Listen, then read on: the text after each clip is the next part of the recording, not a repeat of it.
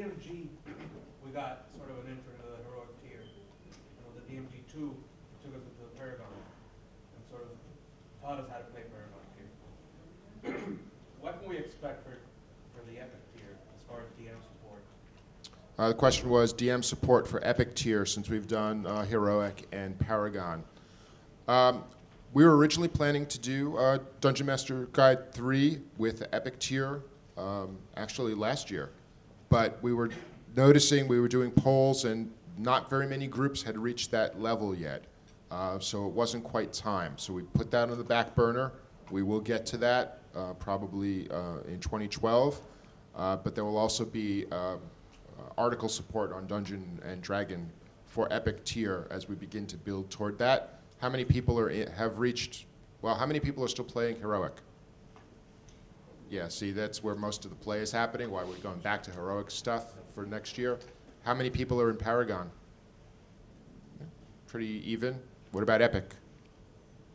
Yeah, there's not enough of you yet for an epic book. Soon, soon. Right there first and then back. Using your highway analogy, are the essentials essentially just a finite group of materials, or are you planning on expanding further in the future? No, the essentials, I asked if the essentials are a finite group of products. Yes, there are 10 of them. That will, all there will ever be for the essentials is 10 products. After that, you go play with the rest of us, right? Yeah. You go pro, yes. Over here. Back there. I have a question, since it sounds like most of you DM. Something I've tried playing around with in my game is an alternate stun mechanic, since most of my players feel like losing a turn is just a little bit too harsh. I was wondering if any of you have tried to do something else for a stun mechanic. Days also. The question was, have we as DMs tried to do something other than stun, because that can be, well, not fun for certain characters. Yes, we have noticed that as well. We've actually begun working to limit the use of stun in our design space. It still has a place, but it shouldn't be every monster you fight at Paragon tier or Epic tier. We were even watching Dazed, although Dazed is not nearly as offensive because at least you still get to do something. And you know, as the DM, it's even worse when the players do that to my monster. I don't like, so from the DM point, I've created a bunch of monsters that stun doesn't quite affect them the same way, especially with solos. So instead of having a solo with 7 attacks, if you stun him, he goes down to 6 attacks. And my players have found that to be acceptable. And I find it to be more fun. So. Yeah, and along the lines of solos, I do kind of a similar thing where if I'm not using one of our newer solos that has a lot of the tech built into it that already accounts for you know, maybe having the creature get extra saving throws or be able to nullify stun effects or whatever, my general rule for solos is that a stun is just a daze, and a daze is he loses a minor action or can't take immediates or something, right? I try to downgrade it a little bit for especially our earlier solo monsters, because they're a little bit more vulnerable to things like stuns. One thing I would encourage all of you DMs to keep your group composition in mind when you're constructing encounters. If you have a particularly large group, you probably want to go really light on monsters that are stunning, because if your players are having to wait a long time for their turn to come around and they lose that turn, that it's like a double punch in the gut. And so, yeah, and so and that goes to the beauty of D&D, is that you can customize the experience as DMs, and you can do the same as players. If your whole group agrees, stunning just sucks, well then the players can also start swapping out their powers that stun for powers that do something else.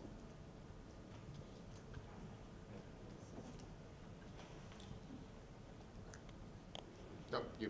Yes, you had shown off the Neverwinter campaign guide. Of course, there wasn't an equivalent player's guide component, so it looks like there's a bit of a change in philosophy on how you're going to do your yearly campaign stuff. I was wondering if you could talk about that. Yeah, the question was, have we changed our philosophy as to our yearly campaign setting?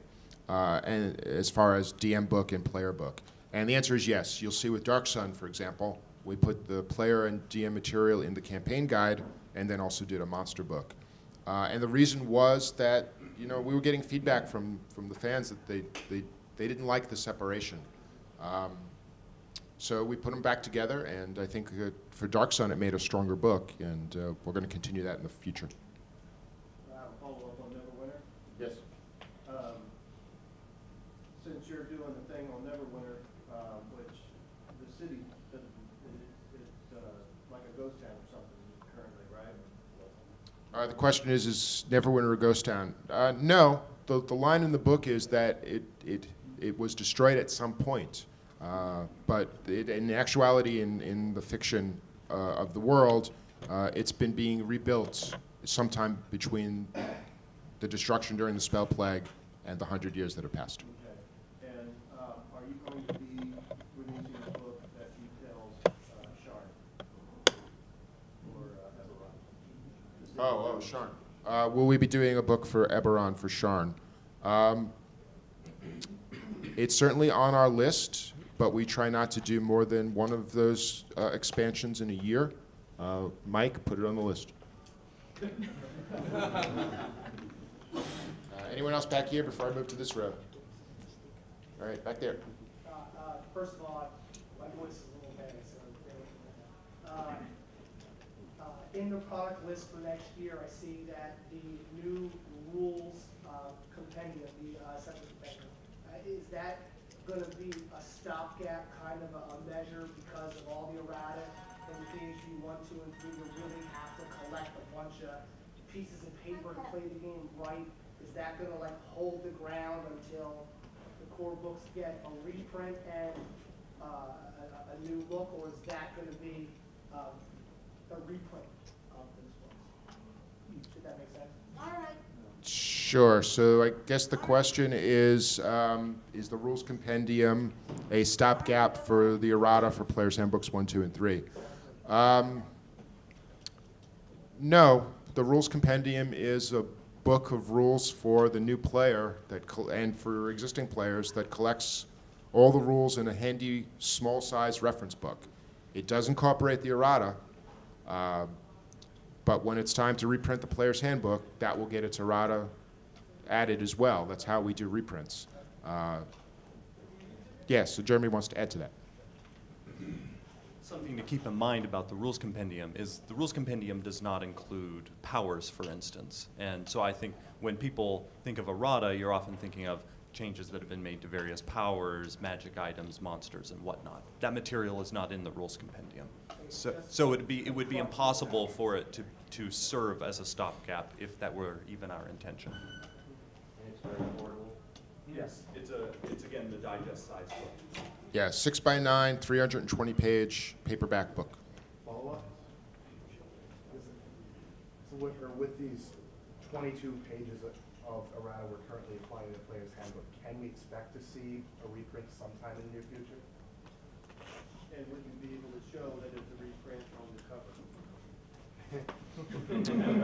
Can we expect a reprint in the near future, and will we show it on the cover? Usually the way we indicate a reprint is on the copyright page. It'll say printing 1, printing 2, printing 3. I can't tell you how many are in our warehouse or when we're going to do another reprint. We do reprints, when the time is right.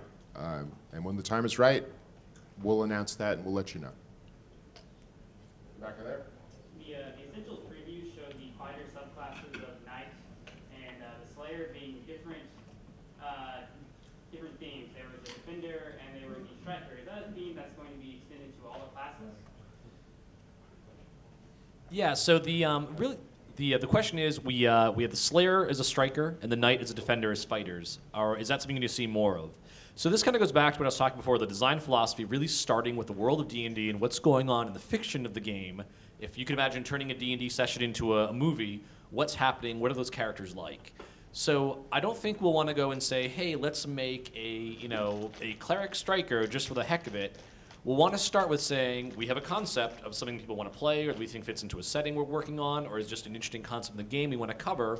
it's almost like at the end you start designing that, then you decide, well, what role fits this best? Instead of saying, hey, this is the role from the beginning, make everything fit into that box. The role is more of a wrapper that we say, what is the best wrapper to put around this that'll fit it best? So for example, the striker, as the fighter, you can think in a lot of fiction and just in D&D, there are fighters who just chop stuff in half or just really focused on offense, and so the Slayer is meant to fit that, you know. And so as we go forward, if we see a class where the concept of it, the fiction of it, it fits multiple roles, we're definitely going to look at that.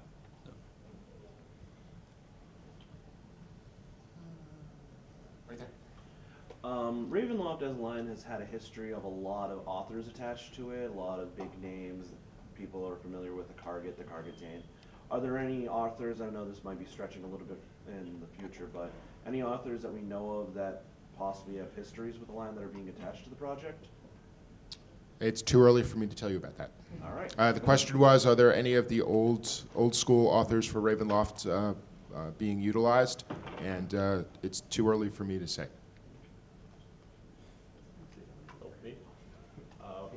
Is there any updates or changes to RPGA in terms of structure, format, how it's going to be run? Question on, is there any changes to the structure of the way RPGA is being run?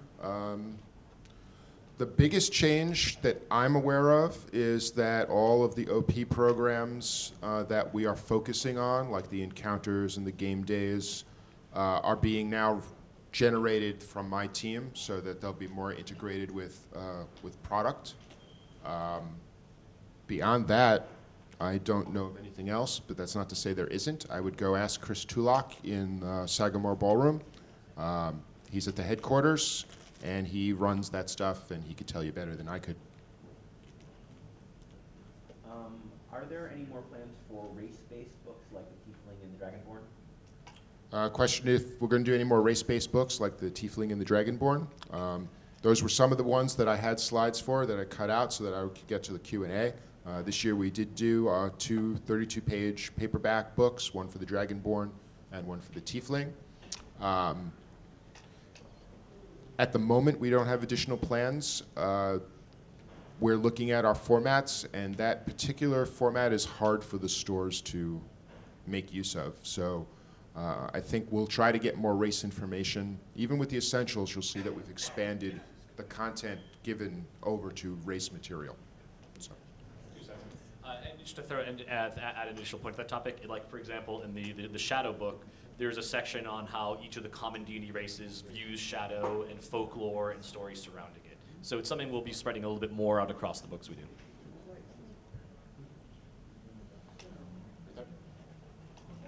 Each of the editions have had sort of their own PC or video game, which I've enjoyed. Neverwinter and Baldur's Gate, the 4th edition having plans for their electronic game. What you think of it? The question is, do we have an electronic game coming that's going to be tied to 4th edition? Our partner on electronic stuff is Atari, and they're getting ready to make an announcement that I can't give you at the moment. So later this month, I believe that Atari will be making an announcement.